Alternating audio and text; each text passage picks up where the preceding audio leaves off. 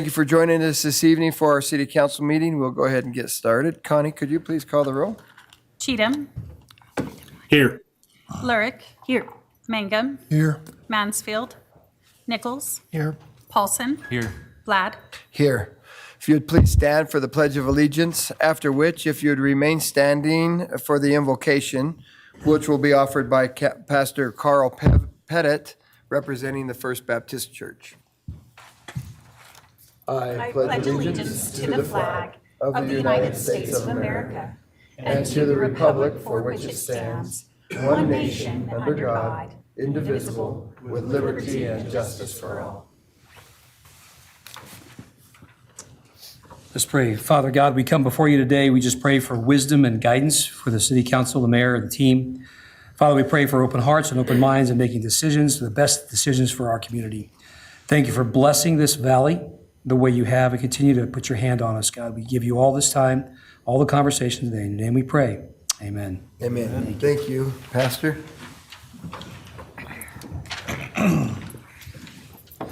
We'll move to agenda item 3 as a consent agenda.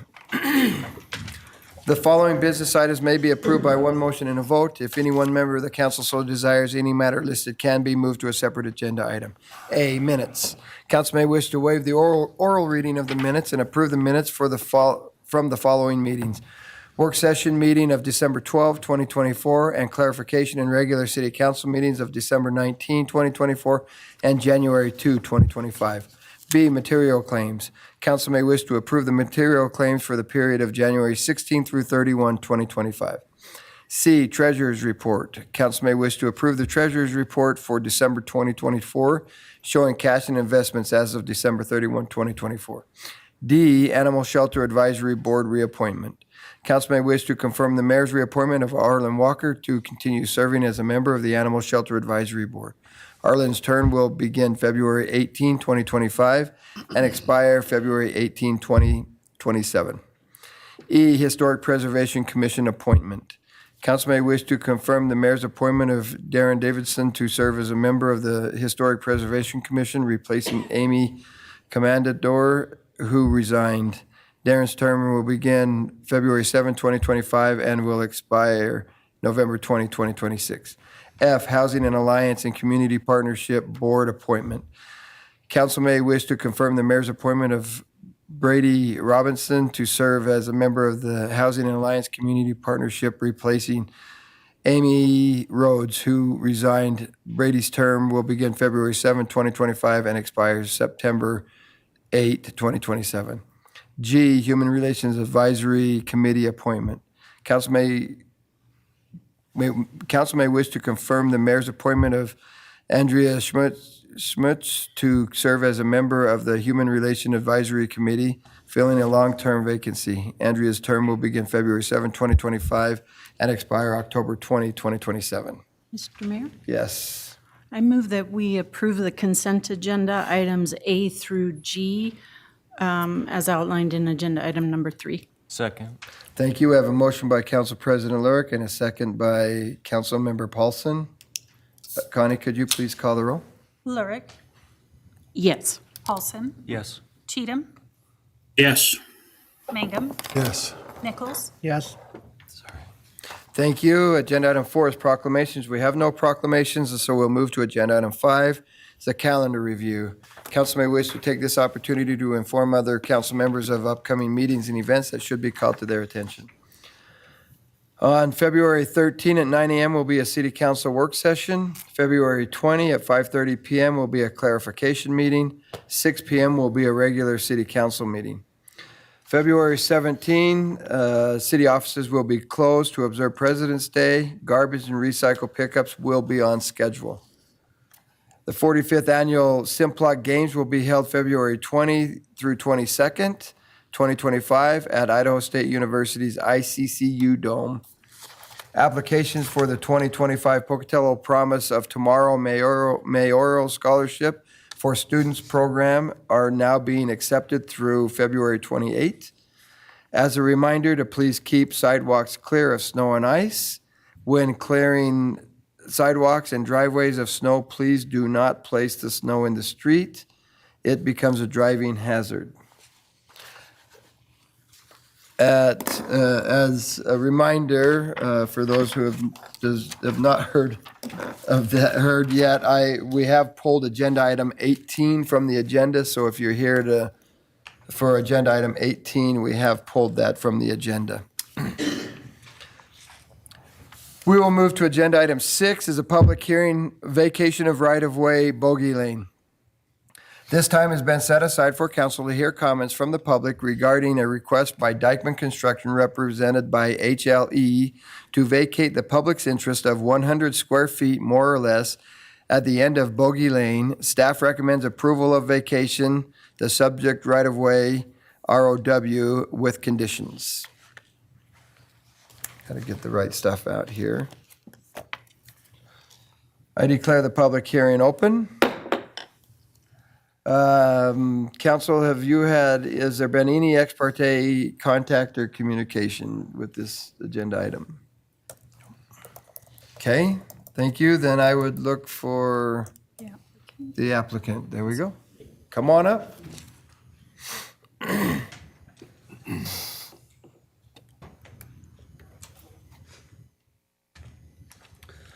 Thank you, Mayor Blad. My name is Weston Dykeman with Dykeman Construction.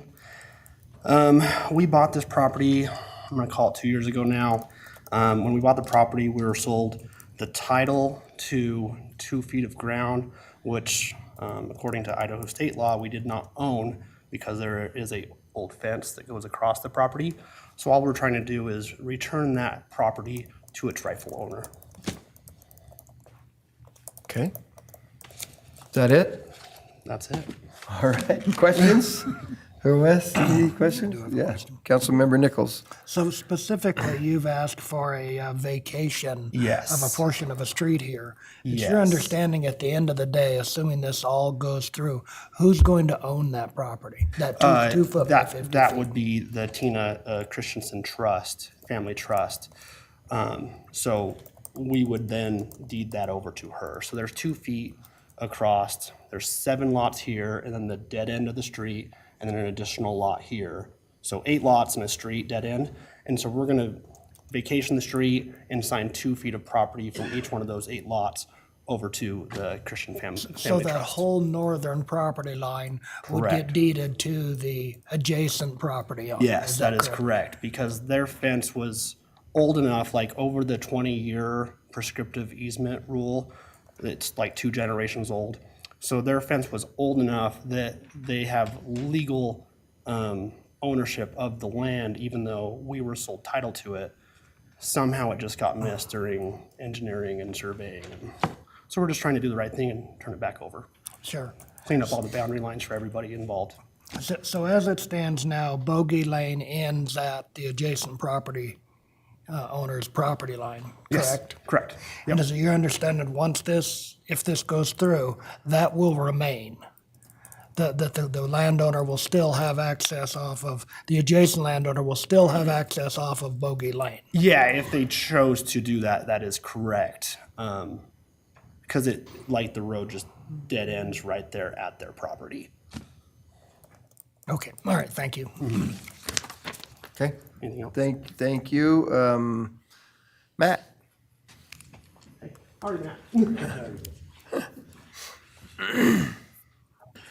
Good evening, Mr. Mayor, Commission, or council members. Matthew Lewis, Senior Planner with the city. As noted in the agenda, an application has been submitted by HLE on behalf of Dykeman Construction, requesting to vacate the public's interest entailing 100 square feet more or less at the end of Bogey Lane. The applicant is desirous of vacating a 2 foot by 50 foot portion of Bogey Lane to avoid a lawsuit over a disputed property line with the adjacent property owner to the north. Details are provided in attachment B of the staff report. Subject right-of-way was platted and constructed as part of Iron Eagle Division 3 subdivision.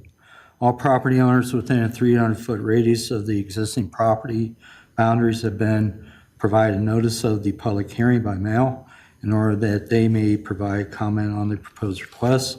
Notice was also provided in the legal section of the Idaho State Journal. One email was received by staff See attachment C of the staff report.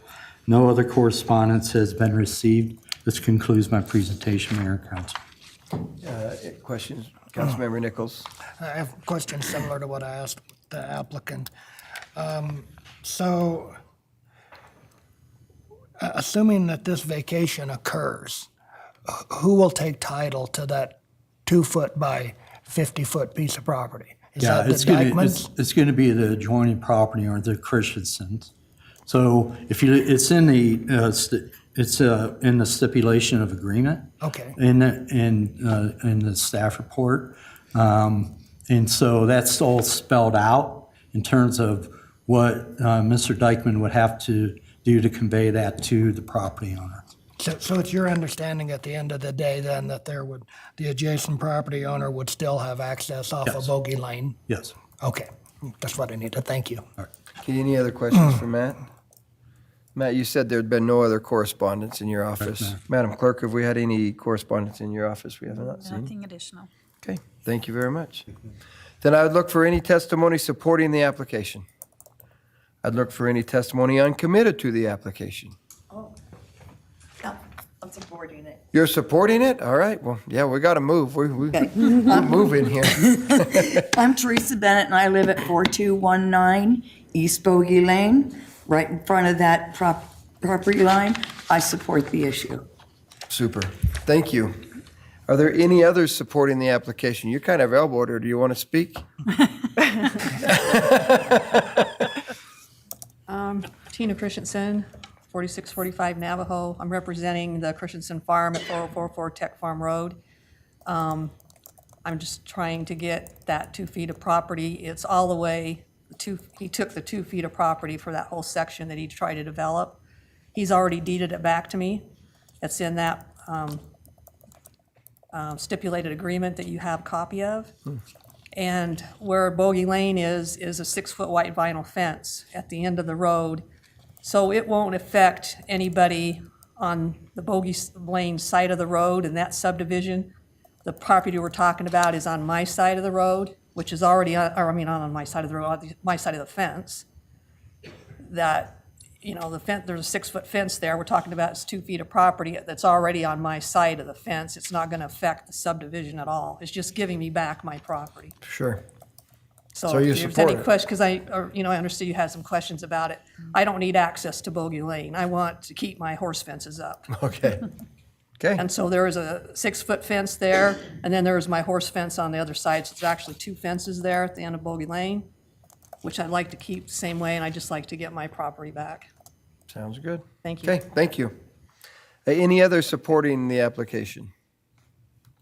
Any uncommitted to the application? Any opposed to the application? Okay, Wes, I give you an opportunity to rebut, but I don't know what you would rebut on this one, so we're going to skip that. Unless he wants to. Unless you want to. You want to come up here and talk some more? Okay. Sounds good. Then I declare the public hearing closed. Council, this item is before you. How do you wish to proceed? Mr. Mayor, Yes. I would move that we approve agenda item 6 as outlined. Second. We have a motion by Councilmember Mangum and a second by Councilmember Paulson. Connie, could you please call the roll? Mangum, Yes. Paulson, Yes. Cheatham, Yes. Lurick, Yes. Nichols. Yes. Okay, thank you. We'll move to agenda item 7 is a public hearing planned unit development PUD application 2806 South Fifth Avenue. This time has been set aside for the council to hear comments from the public regarding a request by Gate City Builders represented by Sunrise Engineering for a planned unit development. The property is located at 2806 South Fifth Avenue and consists of 4 parcels encompassing 5.56 acres, more or less. The request is to allow for lot size averaging to construct 8 multifamily structures on individual lots, with Lot 9 proposed to be a common lot for stormwater retention. recreation and parking. Following a public hearing on January 8, 2025, the Planning and Zoning Commission recommended approval of the application to be known as Aspen Place Planned Unit Development. I declare the public hearing open. Council, has there been any ex parte communication or contact with this agenda item? Seeing none, then I would look for the applicant.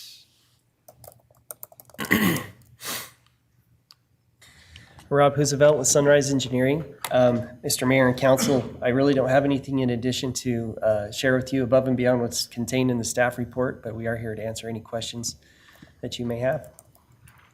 Okay. Questions, council? Mr. Mayor. Yes, Councilmember Cheatham. Thank you, Mr. Mayor. I am curious if you have a timetable yet for construction, beginning and potential occupancy at the end yet. I don't have an exact time schedule, but I can tell you that the developer would like to start going as quickly as possible. So I would tell you by the end of the summer that you should have some units up in the air. Fantastic. Thank you. Do you have a completion date, possibly? I don't. We know they want to start early, but we're hoping they finish early also. Gotcha. Yeah, I can convey that to them. Well, they probably hope so too. Yeah. So, okay, any other questions, Councilmember Nichols? Sure.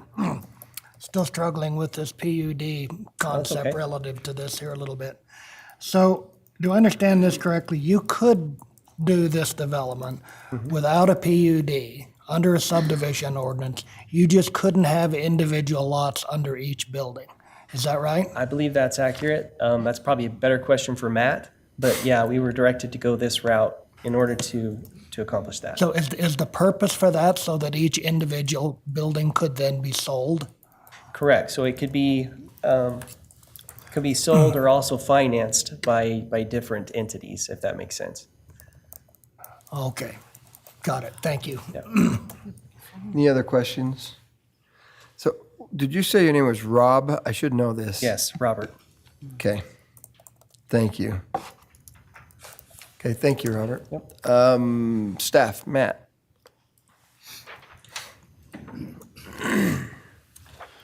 Again, good evening, Mr. Mayor, council members, Matthew Lewis, Senior Planner. As noted, the item before you is a request for planning and development. The property is located at 2806 South Fifth Avenue. Consists of 4 parcels encompassing 5.56 acres more or less. Subject property is zoned residential, commercial, professional. The request is to allow for lot size averaging to construct 18-plex multifamily structures on individual lots, with Lot 9 proposed to be common lot for stormwater retention, recreation area, and parking. The minimum off-street parking required by code is 192, with a total of 259 spaces being proposed.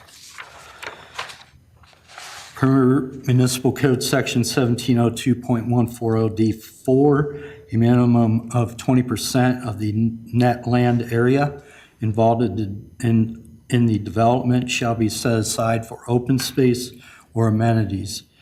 As such, a minimum of 48,439 square feet shall be dedicated as open space, and the applicant is proposing 86,348 square feet, more or less, which includes landscape areas between the lots, the private recreation areas associated with Lot 9.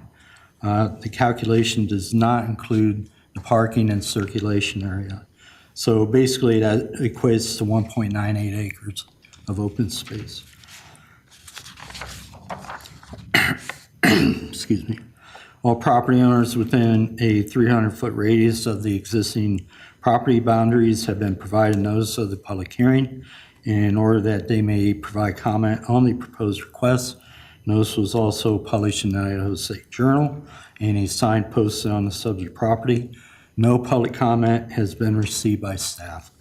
A public hearing was held on the evening of January 8, 2025, at which time the Planning and Zoning Commission Recommended approval of the request with conditions as outlined in the findings of fact.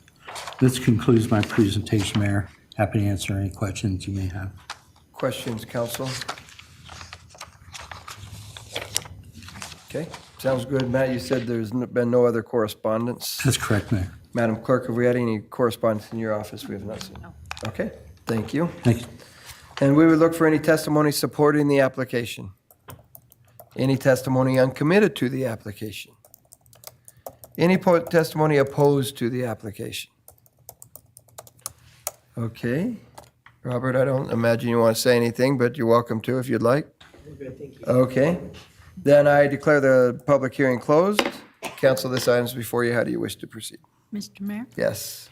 I move that we approve agenda item number 7, the planned unit development application for 2806 South Fifth Avenue as outlined in that agenda item. Second. Thank you. I have a motion by Council President Lurick and a second by Council Member Paulson. Connie, could you please call the roll? Lurick, Yes. Paulson, Yes.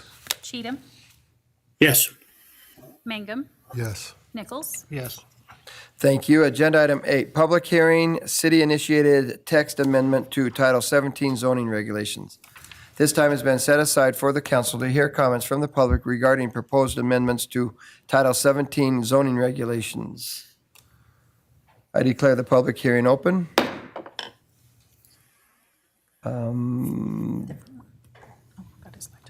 Yeah, we got it switched over. The applicant, Jim. Good evening, Mr. Mayor and members of the council. Jim Anglesey, Long Range Planner for the city. Tonight, I'm going to present to you some proposed amendments to Title 17. We've approached the council in a work session previous regarding these.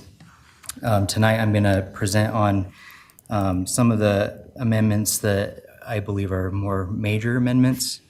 Other ones I believe are minor to provide clarity to existing items in the ordinance. But if the council has any questions on any of the items, I'd be happy to answer any questions. In 1703-500, our use table, we are proposing a change of use allowances for the self-service storage in the CG and OP zones from conditionally permitted to not permitted. This change would, with this change, this use would still be permitted outright in light industrial and industrial use zones. Within that same section, note 29 would state that car washes would be conditionally permitted in CG so long as they meet pertinent standards outlined in our design standards for our commercial, and that car washes would not be permitted in the RCP zoning district. In 1703-600, dimensional standards table, we are proposing changes in some of our minimum lot sizes in our residential zones. This would align our minimum lot sizes with best planning practices and open up additional housing opportunities in our neighborhoods. 1704-220, the original town site overlay, proposing to allow for parking requirement reductions for all use types in the original town site, which would help ease development burden and promotes walkability.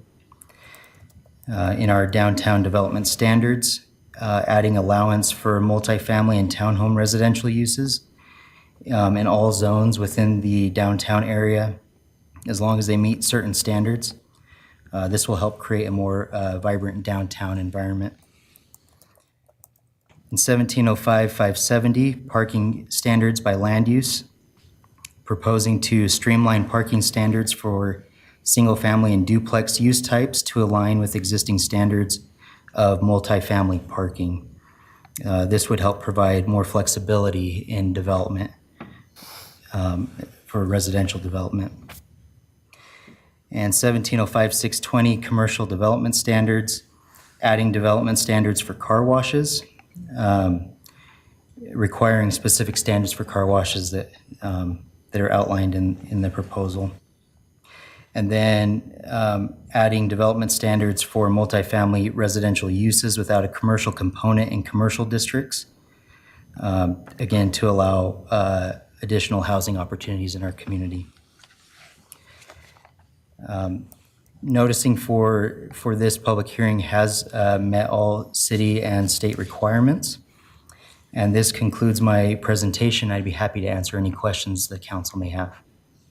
Okay, council questions? Mr. Mayor? Councilmember Paulson, and then Councilmember Cheatham, and then Councilmember Nichols. For the car wash part, you had said RCP, but in here it says minimum distance of 300 feet from a residential zoning district. Just a vague residential, as long as residential's in it. I just want to make sure. Yeah, that would be the only distancing requirement is from a residential zone, 300 feet. But that includes RCP. In RCP, it wouldn't be permitted. Okay, sweet, thank you. Yeah, we have a lot of instances where RCP or residential zones butt right up to commercial zones. And so this would be a buffer for our residential zones. Okay, thank you. Okay, thank you. Councilmember Cheatham. Thank you, Mr. Mayor. Jim. We had quite a discussion about car washes when this was brought up in front of the council prior. Has anything changed in this treatment of car washes since that discussion? Yes, Councilmember Cheatham. At the work session, we had proposed a requirement for a market analysis, as well as a distancing requirement between car washes. Both of those have been removed. And so they would no longer be required to provide that market report or distance between each car wash. Would, I guess being a little more blunt here, if I may, Mr. Mayor, would an additional car wash be allowed on Yellowstone where there's only roughly one block in some instances between residential areas and Yellowstone Avenue? As long as it met the 300-foot distance from a residential zone, it could. All right, thank you. Okay, Councilmember Nichols, and then Councilmember Mangum. So could you give us just a general idea of the development standards for car washes? Sure. A majority of them are already kind of how car washes are developed. Right. Talking about the tunnels being oriented towards a street, which helps deflect the noise out into the street instead of elsewhere. Again, with vacuum stations being behind or the side, would also help the noise issue of a car wash. And then the exit of the tunnel coming out onto the street. That just helps site layout and design in limited commercial space. So you're looking more at a deep piece of property rather than it going parallel with the street. Right. So a lot of it is that, so most of the car washes that you see in town are oriented that way, but we want to ensure that they continue to develop in that pattern. Got it. Thank you. Okay, Councilmember Mangum. Why was the distance between car washes removed? Between each car wash. We wanted to still allow for car washes to develop if they saw a need for it. And so, there are some places along Yellowstone where maybe they feel like a block down they need another car wash. This would allow the ability for them to do that. Again, what we're really trying to get is to a buffer from residential, and really the amount of commercial that we have is I believe would be a good limiting factor regardless. Even if we had the 1,000-foot, you're going to be limited with the amount of commercial space that we have. Okay, thank you. Okay, Council President Lyric. Just kind of similar question to Councilmember Mangum. The market study was sort of tied to that other requirement, and now both are gone. And I was just wondering about the rationale of the market study being removed too. So that was to show that there wasn't, maybe, I don't know, I was going to say a need, I don't know, but that it could be sustained. But we are not requiring that anymore. Right. I like the idea of having a distance requirement because we're littered with car washes all up and down Yellowstone. And I appreciate the fact of you saying like there's probably not enough commercial space for them to throw one up anyway. But I still like that stipulation in there. The market study I wasn't a fan of, but keeping that distance I was definitely a fan of that. Just to limit that. I feel like besides having a clean car, I'm not sure greatly what the great impact would be, especially economically, on the city of Pocatello for having, a litany of different car washes. It's really a one-way transaction where I'm paying them, wash my car, and I keep going, but I don't see a whole bunch of revenue that's generated into the city or to the citizens of the city from the car washes. So I just think that it would behoove us to remain with that spacing requirement. I can address that if you'd like, Marcus. Okay. It looks like Brent wants to. Let's give him a chance before we have the attorney. Sounds great. Fix it. I think Jared and I are on the same page here. So Brent McLean, Planning Director with the city. So after our work session, we met with Jared Johnson, the city attorney, and we discussed all these criteria. We discussed the conversation we had in that work session. And those two items, the distance requirement and the requirement for the study, we determined we don't do that for any other business or within the city limits. And so we're creating a situation where we're making car washes, we're treating them different than any other business. And so we felt like it's not a good footing for the city to stand on to single out car washes in that way. So aren't car washes different than any other business? They're not. There are some other businesses that are similar where it's very, they don't provide a lot of economic impact for the city. For instance, I would say like storage units would be very similar. We don't have distance requirements between storage units either. And so we just felt like from a legal standpoint, it wasn't a good avenue for the city to go down. Is that correct? Yeah, I would agree with that. That's the discussion that we had and the direction that we're asking the council to go. Okay. Any other questions, council? Councilmember Paulson. I have a comment. I mean, it's been 2 years now of me really wanting to make this happen. So without the distance and without the market analysis, I am more than happy to get this going. To get it going. Okay. Any other questions? Okay, perfect. Thank you. I'm sorry, Jim, before you leave, have you had any correspondence that this council has not seen? No, Mr. Mayor. Okay, Madam Clerk, have we had any in your office we have not seen? No. Okay, thank you. Then we'd look for any testimony supporting the application. Any testimony uncommitted to the application? Any testimony opposed to the application? Okay, then with that, I don't see any reason for, unless Jim wants to just come take up some more airtime. I declare the public hearing closed. Council, this item's before you. How do you wish to proceed? Mayor, Yes. I move to approve agenda item number 8 as outlined with the new Title 17 zoning regulations. Is this the ordinance one? Do I have to wait for 25 or whatever? This is No, Oh, this okay. is, that's perfect. Second. Thank you. We have a motion by Councilmember Paulson and a second by Councilmember Mangum. Connie, could you please call the roll? Paulson, Yes. Mangum, Yes. Cheatham, Yes. Lurick, Yes. Nichols? Yes. Okay, thank you. We'll move to agenda item 9 is partial replat amendment request, Iron Eagle Estates Division 3.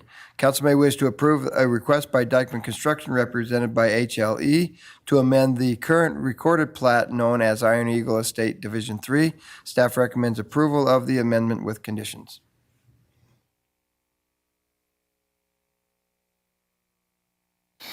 Mr. Mayor? Yes. I move that we approve the partial plat amendment request for Iron Eagle Estates Division 3 as outlined in agenda item number 9 with the recommendations of staff, the recommended conditions, excuse me. Second. Man alive, that sounded hard. Thank you. It was like, we just discussed this, guys. We have a motion by Council President Lurick and a second by Councilmember Mangum. Connie, could you please call the roll? Lurick? Yes. Mangum? Yes. Cheatham? Yes. Nichols? Yes. Paulson? Yes. Thank you. All right, agenda item 10, final plat application, Stan's Industrial Park.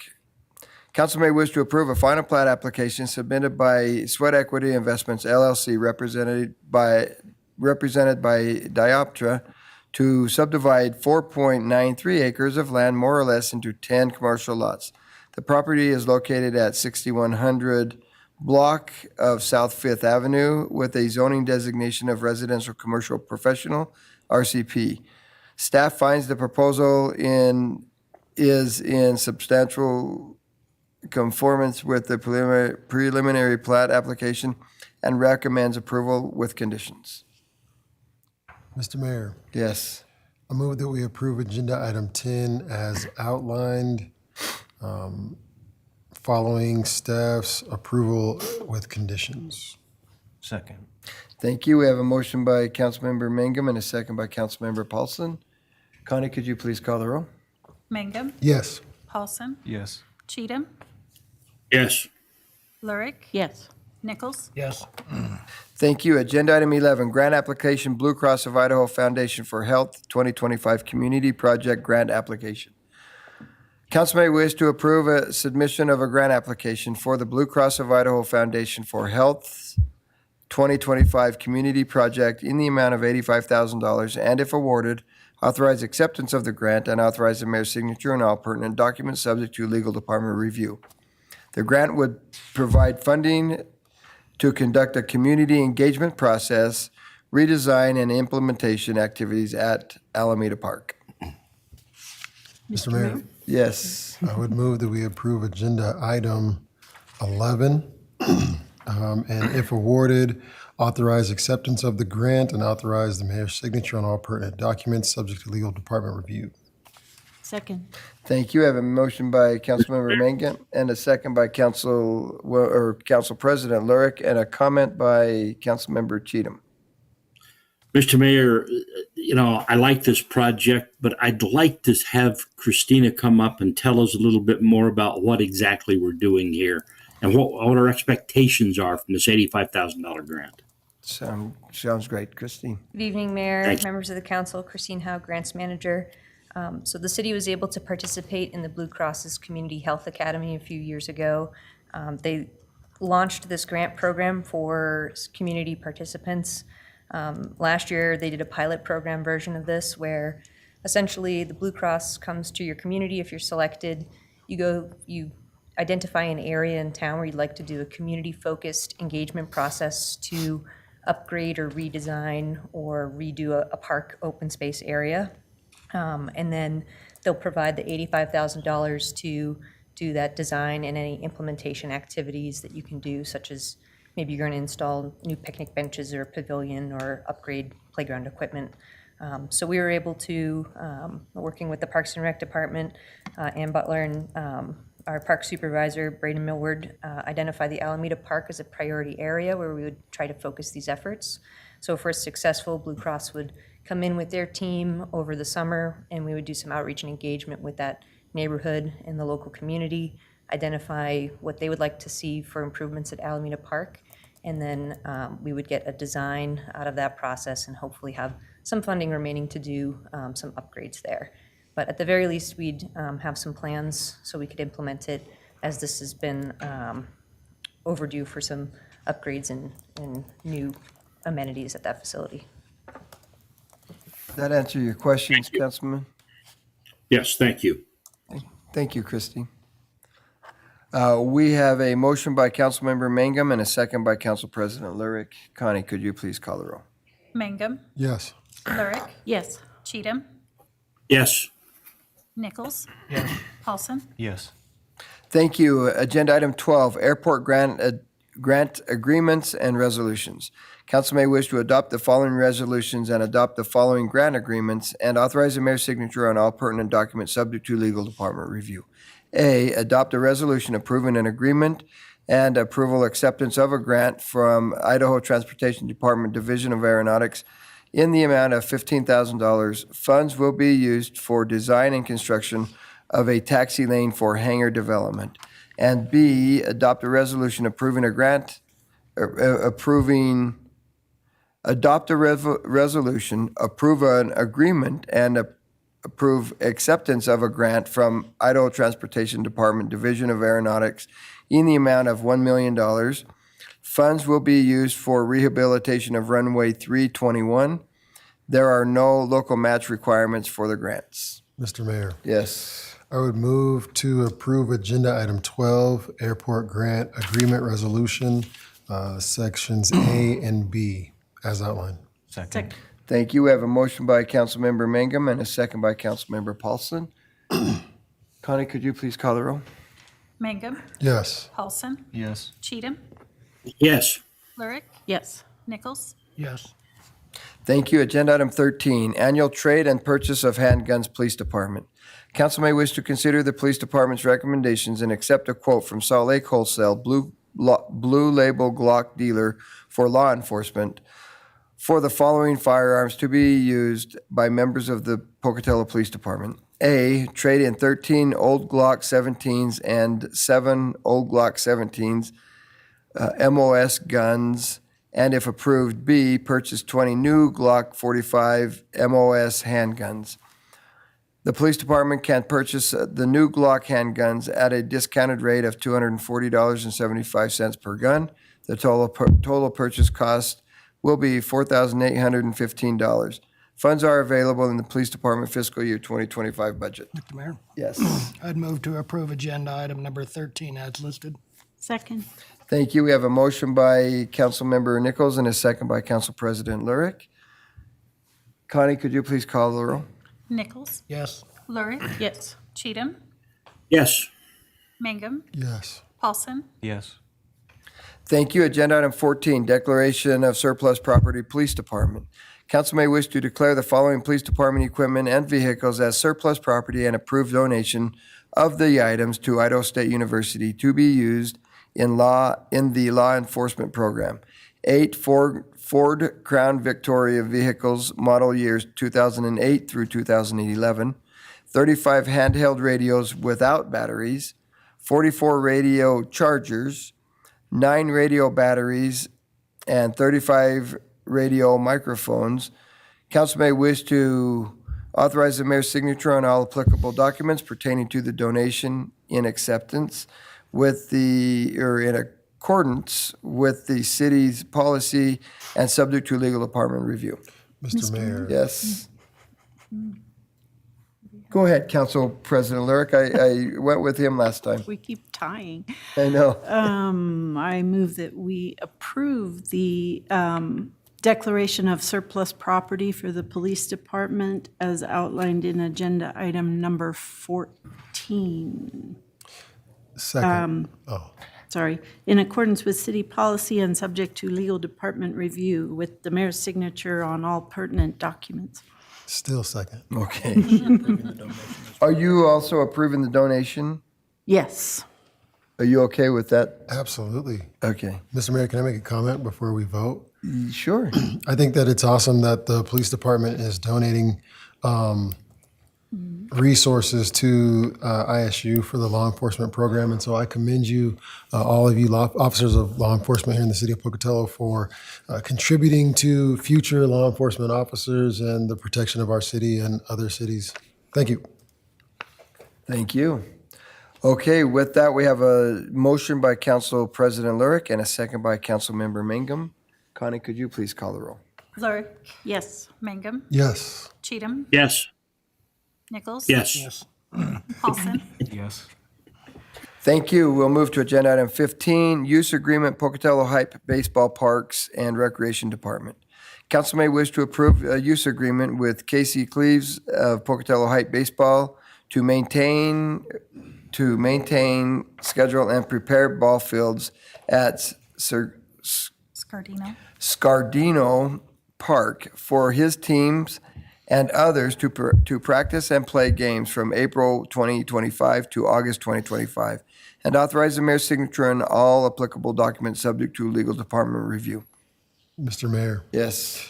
I would move to approve agenda item 15 as outlined, approving your signature on all pertinent applicable documents subject to legal department review. Second.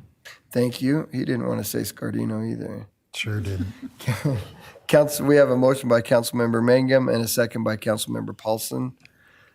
Connie, could you please call the roll? Mangum. Yes. Paulson. Yes. Cheatham. Yes. Lurick. Yes. Nichols. Yes. Thank you. Agenda item 16, Resolution ADA Grievance Committee. Council may wish to adopt a resolution dissolving the ADA Grievance Committees, expressing appreciation to its members for their service and establishing the city ADA coordinator's responsibilities. Mr. Mayor, Yes. I move that we approve the resolution dissolving the ADA Grievance Committee as outlined in agenda item number 16. And before we vote, I would like, if we could have Skylar come up and explain how we will handle this. Okay, but before we do that, and he explains anything, I need Yeah. a second before we move on, so. Second. Oh, we got a second. All right. I was hoping Councilmember Cheatham would get a second from Boise. I think that's awesome. Super. Okay, we have a motion by Council President Lurk and a second by Councilmember Cheatham. And Skylar has come up as our ADA coordinator, and he will explain the process. Thank you. Yes, thank you. Skylar Beebe, most of you know me as the Public Transit Director, and I also serve as the ADA Coordinator for the City of Pocatello. And I'll preface this by saying, under the ADA regulations, any public entity that has 50 employees or more are, one, required to have an ADA coordinator, and then two, to have a grievance process. Since 1992, we've had the grievance committee, which has never met, never convened, because all complaints, which are usually pretty rare, are typically resolved with the ADA coordinator. With this, as I was able to go through and review the process, under the ADA guidelines of best practices, they actually have a template of a grievance process. And in that process, I found that we were the only entity that I could find that involved a grievance committee. And so with that being dissolved, because we never meet, it would fall under the ADA coordinator, myself. When a complaint is filed, it can be appealed in the new process, or the ongoing process under the ADA best practices, it would go to the mayor or designee likely being the legal department. And so that process really is already there. It would just be reestablished under that realm. Okay. Thank you. Okay, super. Thank you. So we have a motion by Council President Lurick and a second by Councilmember Cheatham. Rick, May I ask another question, please? Absolutely. Skylar, you want to come back up here? Do we have a policy in place that establishes this grievance committee? And if we do, are we going to need to rewrite that policy to change the process? That would be the extent of this resolution. And I don't know, Jared, if you want to answer that. Sure, I can. Jared Johnson, City Attorney. The policy was basically pursuant to prior resolutions that this resolution supersedes. So if the council is to pass this resolution, the policy basically becomes what's outlined in the resolution and outlined in the ADA itself. and Skylar will handle those grievances. So if I may follow up, Mr. We will not then need to rewrite a policy and adopt it? Unless Skylar sees a need to outline more specific steps, then no, I don't believe so. I think that what's outlined in the ADA itself and in this resolution will be the format that we follow. And I will just add that the new process would essentially be the exact template that the ADA regulations has. So we'd be right in par with what they have. Isn't that what we've been doing anyway? It is, it's just we had a different process of involving a committee. Sure. Yeah. Okay, Councilmember Nichols. So as it stands now, if somebody wanted to file an ADA grievance, is there some document or something that they would refer to? Yeah, so on the city's website, there's an accessibility section that outlines the current process, what we have. There's a complaint form that they can fill out. It's defined of when I would essentially respond and so forth, and how they could appeal and all of that. Okay, great, thank you. Okay, super. Any other questions? All right, Skylar, thank you. So with that, we have a motion by Council President Lurick and a second by Councilmember Cheatham. Connie, could you please call the roll? Lurick, Yes. Cheatham, Yes. Mangum, Yes. Nichols, Yes. Paulson. Yes. Thank you. Agenda item 17, professional architectural services bid award contract, Riverside Golf Course Clubhouse. Council may wish to accept recommendations of staff and award a contract for professional architectural services for the design of a new clubhouse at Riverside Golf Course to the highest scoring responsive firm, Booth Architecture, PLLC, and authorize the mayor's signature on all pertinent documents, subject to legal department review. Funding for the contract has been reserved in the general fund reserves per council's direction. Mr. Mayor, Yes. I would move to approve agenda item 17, professional architecture service bid award, contract for Riverside Golf Clubhouse. Second. Thank you. We have a motion by Councilmember Mangum and a second by Councilmember Paulson. Connie, could you please call the roll? Mangum, Yes. Paulson, Yes. Cheatham, Yes. Lurick, Yes. Nichols, Yes. Thank you. Agenda item 18 has been pulled from the agenda, so we'll move to agenda item 19, construction management services bid award contract recycling center facility at 3034 Garrett Way. Council may wish to accept the recommendations of staff and award the contract for construction management services for a partial remodel of the recycling center located at 3034 Garrett Way to the highest scoring responsive firm, Construction Services Incorporated, and authorize the mayor's signature on all pertinent documents subject to legal department review. Funding for the contract has been budgeted in the FY 2025 sanitation budget. Mr. Mayor, Yes. I move to approve agenda item number 19 as listed. Second. Thank you. We have a motion by Councilmember Nichols and a second by Council President Lurick. Connie, could you please call the roll? Nichols, Yes. Lurick, Yes. Cheatham, Yes. Mangum, Yes. Paulson. Yes. Thank you. Agenda item 20, piggyback bid acceptance sanitation department. Council may wish to accept the following piggyback bids for the sanitation department, and if approved, authorize the mayor's signature on all pertinent documents subject to legal department review. Funding for the purchase has been budgeted in the FY 2025 sanitation department budget. A, roll-off refuge truck piggybacking source well contract number 032824 PMC via Peterbilt Motors Company for the purchase of two Peterbilt 567s with Gilbert bodies in the amount of $269,671 each for a total expenditure of $539,342. And B, front-load refuge truck piggybacking Sourcewell contract number 032824 PMC via Peterbilt Motors Company for the purchase of two Peterbilt 520s with walkie bodies in the amount of $435,960 $62 each, for a total expenditure of $871,924. And C, side load refuge truck piggybacking source well contract number 032824 PMC via Peterbilt Motor Company for the purchase of one Peterbilt 520 with a LeBray body in the amount of $446,964. Mr. Mayor, Yes. I move that we approve the piggyback bid acceptances as outlined in items A and B and C in agenda item number 20, and authorize your signature on all pertinent documents subject to legal department review. Second. We have a motion by Council President Lurick and a second by Councilmember Mangum, I think it was. Connie, could you please call the roll? Lurick, Yes. Mangum, Yes. Cheatham, Yes. Nichols, Yes. Paulson. Yes. Thank you. Agenda item 21, professional services agreement for pavement condition survey services, street services department.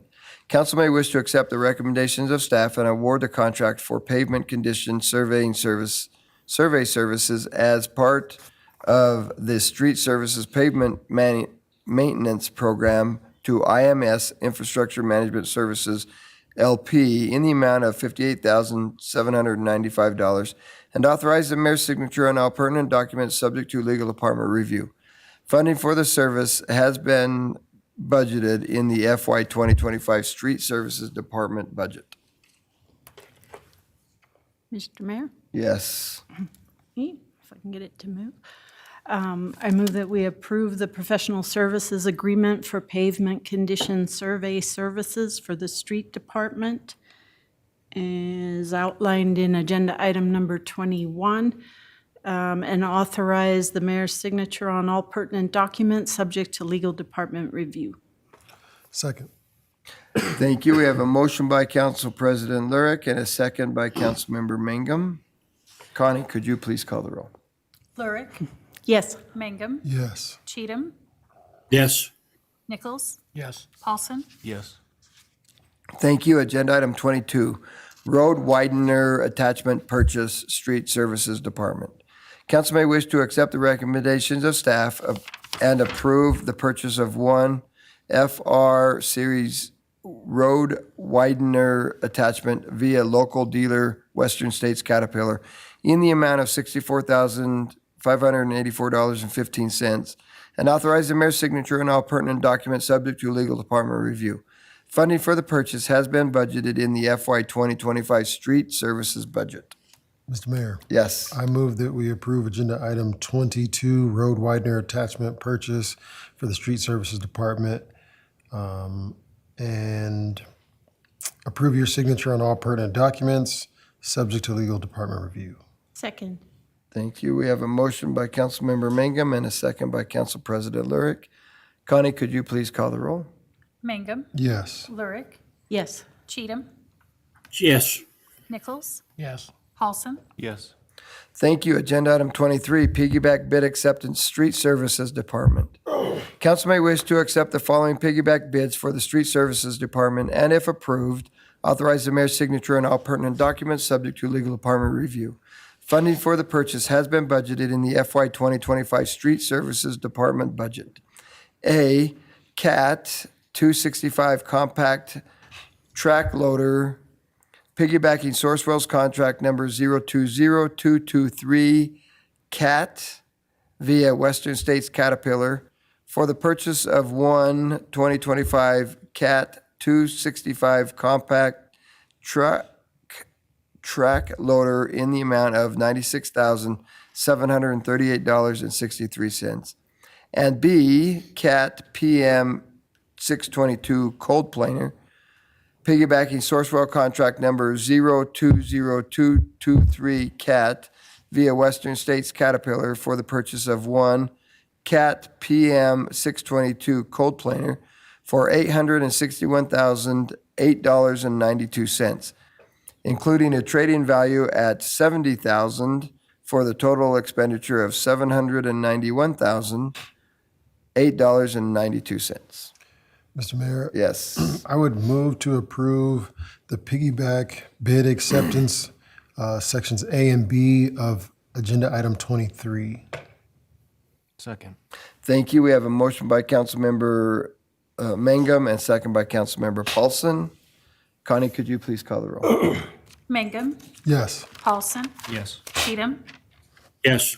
Lurick, Yes. Nichols, Yes. Thank you. We'll move to agenda item 24 is an ordinance.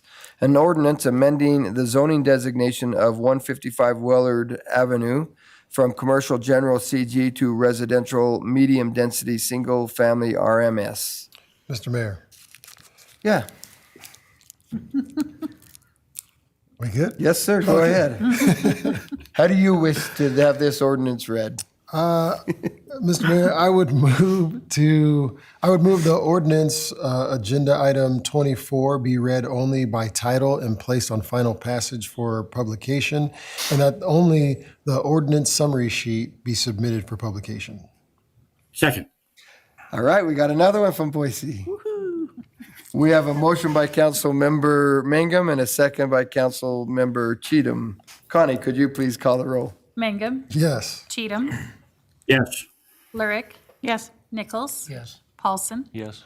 Thank you. Jared, could you please read the ordinance? Yes, Mayor.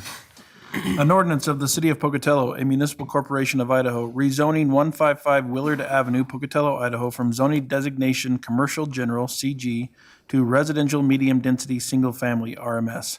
Said property being more particularly described as lots 10, 11, 12, and 13, Block 2, Martin Subdivision, Bannock County, Idaho. Providing for the repeal of all ordinances in conflict herewith, and providing that this ordinance shall be in full force and effect from and after its passage, approval, and publication according to law. I declare that to be the final reading of the ordinance. Shall the ordinance pass? Cheatham, Yes. Lurick, Yes. Mangum, Yes. Nichols, Yes. Paulson, Yes. Thank you. Agenda item 25 is items from the audience. We had nobody sign up for items from the audience. So with that, council, thank you very much for being here tonight. It was a long an agenda, but we appreciate your work. And with that, we are adjourned.